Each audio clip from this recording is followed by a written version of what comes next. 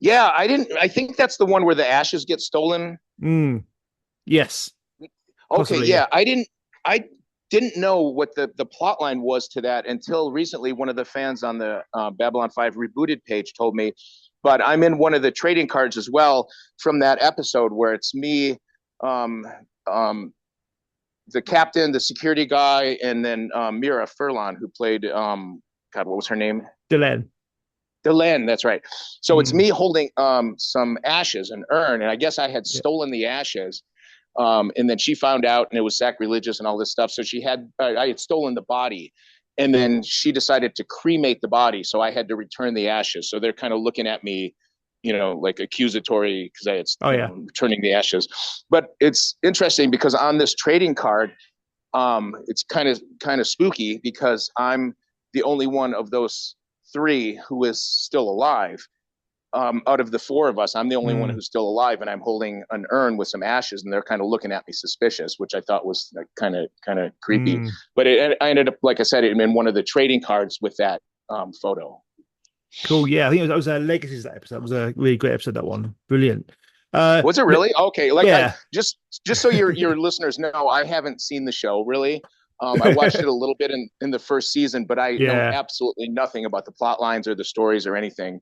Brilliant. So, and Nice. a lot of the fans think that that's really strange that I had absolutely know nothing about the show. So, in the future, I'm going to plan on doing kind of like a podcast kind of thing where I watch the show and others like fans can watch along with it and stuff, and Brilliant. then I can make like commentary and stuff like that. Oh, amazing. And if you want to come on and talk, we're going to episode with us as well. You're welcome to come back and be a guest Yeah. discussing an episode as well. We can do that at Yep. some point as well. Would love to. Brilliant. Yeah. Well, in the meantime, yeah, I'll point out the ones for the fans. Well, I think I know where they liked it. I think that was Legacies. This is the one I was thinking of. This is Parliament of Dreams. So this is quite an iconic shot, actually. You, Lanier, and Delenn. And I think this was actually featured. This shot was featured a lot in like the tile sequence as well. So I guess you were quite prominent in this one.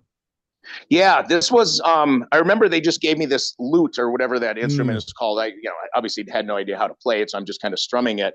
And like I said, I don't even know what's going on here. But I just remember I watched the season opener of season 2, and I was in this shot was in the opening credits, which I thought was kind of cool. It was like yeah. literally 1 second. So it's kind of interesting that all the people in the back row, on the front of the back row, are all main characters, and then Mm, there's me, yeah. trying to Yeah. play this stupid instrument, whatever it's called. Yeah. But it's great, great, great. Quite a prominent shot for you there as well. I think. Yeah, yeah. Yeah. Here's another one. So you got your own training card Oh here, yeah, Warrior Cast. Worker yep. This cast. one, Yeah. I actually remember this part. The ship was under attack, the Minbari ship or whatever, and something's going on. And I remember they just said, "Okay, look like you're mesmerized. You got in a Mm, trance or something." So that's me. But what's interesting about this shot is the second time that I got a speaking part was in Hour of the Wolf. It was the first episode of season 4, yeah. and what happened was I would play the Brakiri, which is another Mm, alien, and I would be like the sidekick to the ambassador, this guy named Jonathan, and I can't remember his last name. He was like the main guy when we're like in the council chambers, mm. and I was always his like attaché. They called it a Ah, sidekick kind cool. of You thing. you you were the Veer to his ambassador. Yes, Yeah. yep, exactly. So this was one of the days where we're going to be in the council chambers, and he didn't show up. I'm in makeup, and I'm almost done with my makeup, and we can't get a hold of this guy because there's no cell phones at this time. This was in like 1994, Mm, and nobody can get a hold of him. He's not showing up. So I made a joke. I said, "Well, it's not my fault he got into a car accident. It's not like I cut his brakes or anything. Ha ha, funny, funny." Well, it turns out he got into a car accident and got hurt pretty ooh. bad. So they found out about that, and they gave me the script, and they said, "You got to learn these lines." So it was 4 lines that I ended up. One of them got cut out, of course. There was one that was really long. So it's I'm actually the very first person to speak in the fourth season in the episode called Wow. Hour of the Wolf.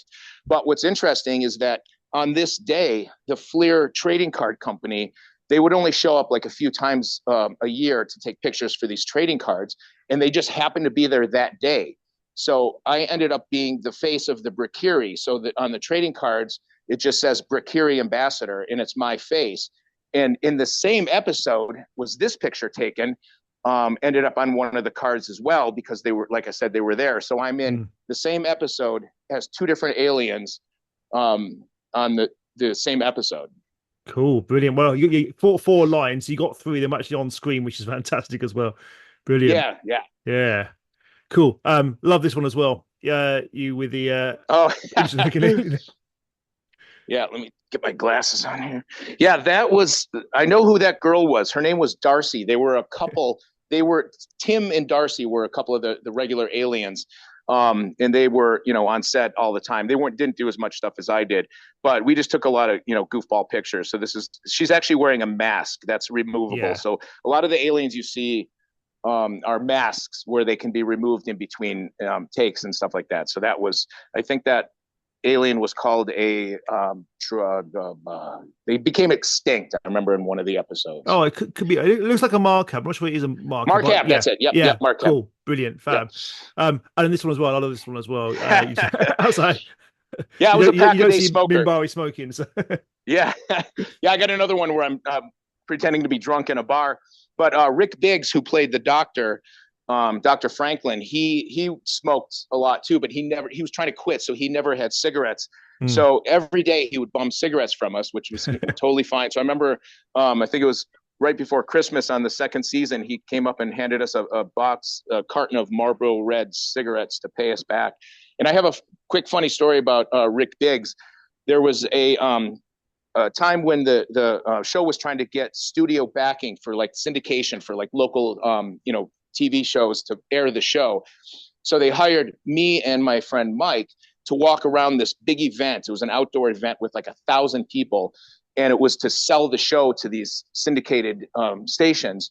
And we were just like aliens. He was a Narn and I was a Minbari, and we would walk around and just take pictures with the studio executives and stuff. They thought this was really cool. They get a picture Mm. with an alien. So we had two photographers following us with Polaroid cameras, and we'd pose. We took hundreds and hundreds of pictures with all these executives and studio TV station workers and stuff. And Rick Biggs just happened to be there. He was just visiting with his girlfriend. He had a big goofy hat on. So we're taking pictures with these people, and I said, Rick, get in the picture. And they didn't know who he was. So the photographer said, sir, can you please step aside? He said that to Rick Biggs. And I said, he's like the star of the show. And the guy was like, oh my God, I'm so sorry. He felt really, really. And Rick Biggs was like, it's totally fine. I totally understand. But I thought it was funny. He's like, here's the star of the show. It's like, sir, please, we're trying to do business here. Yeah, brilliant. Come on, here's the photo. You playing backgammon. I guess you remember Oh yeah, the Grey Council here as the yeah. Minbari play. Yeah, that was kind of like a cool because it was kind of a cheat day. We didn't have to wear the makeup because we were covered in these robes. There's counts. I don't know if your listeners know what that looks like, but it was just like we had robes over our heads, so we didn't have to wear the makeup. So we just wore these things, which were removable. They just had like a Velcro strap kind of thing on it, so we could take them off. But that was the famous backgammon table, and the payphone in the back has become kind of famous with Babylon 5 fans because we didn't have cell phones, so everybody was on that phone all the time, bumming quarters from each other and stuff. So it's just weird that this phone was everybody made phone calls from it, including some of the producers sometimes. Brilliant. Yeah, well, definitely share some of these pictures on our social as well. But it's great.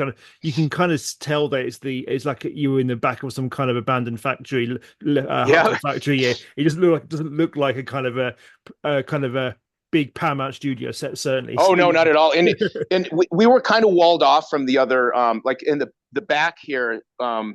You could look over the fence, and I think that there was a paint factory right next to us, and nobody knew what was going on. They had no Wow. clue, except one time we had an outdoor shot. The studio was in the end of a cul-de-sac, and we rented the roof of the building next door, and there was a bunch of Minbari running around in the cul-de-sac. And I remember we're outside. There's the whole thing has been moved outside, the cameras and everything, and there's aliens. It's like 15 Minbari, and I remember all the people in the offices and the factories next to us. I remember they came outside and they were just shaking their head, going, "What in the hell is going on?" Because they had no idea that there was a TV show, and that's the day they found out that there was a studio right next to them, and there was just Wow. dozens and dozens of people outside smoking, watching us film this, and they were just in absolute shock. Oh, that's amazing. Amazing. Is it another one of you, Minbari, looking possibly a Yeah, bit drunk? just fabulous. Hello. Yeah, I think that was Ron Pipes. He was the main my main makeup artist. He did a lot of the different aliens, and he went on to win I think a couple Emmy awards. But I guess he got a little creative this day and kind of made. So I was kind of playing up to the camera because I think I was wearing eyeshadow, which is Yeah, odd. yeah. Great image. And last one, Minbari, I love Oh, this photo of you peeling off the top of your head as well. Love that. yep, that's what the piece that covers the head. What they would do is they would take this high strength gel and mat your hair down completely, so it was just crispy and hard. And then they would put that piece on. It goes down about halfway down the nose, covers your eyebrows, and then they would glue that onto your gelled hair, and then they would put on the ears, which were lower than your actual ears. And then after that, they would put the bone on there, and that they, like I said, they got that down below an hour because they did so many Wow. hundreds of times. I think I probably played this Minbari 60 or 70 times. Wow. Wow. Okay, so it'd be Yeah, on. in the Go oh, on. go ahead. Go on. Oh, I was going to say the makeup is hard to take off because it's so that glue is so strong that you need Mm. this special stuff called detach all. Otherwise, it's not coming off. It will come off in pieces. And it took 30 minutes to get the makeup off a lot of times. And I have a story when you show the brickery. I got a funny story about that. Awesome, but I've got some Brickery ones coming up as well. But yeah, I mean, Yeah. obviously because there was a lot of glue used, how was your skin after being on set? Was there like a skin damage, or did it kind of heal naturally? No, it would be greasy because of the detach shell. That was Mm, the stuff that you needed to take off the makeup. So your skin would just be like shiny and greasy. So you really had to wash your face really well. But I never had any damage from it.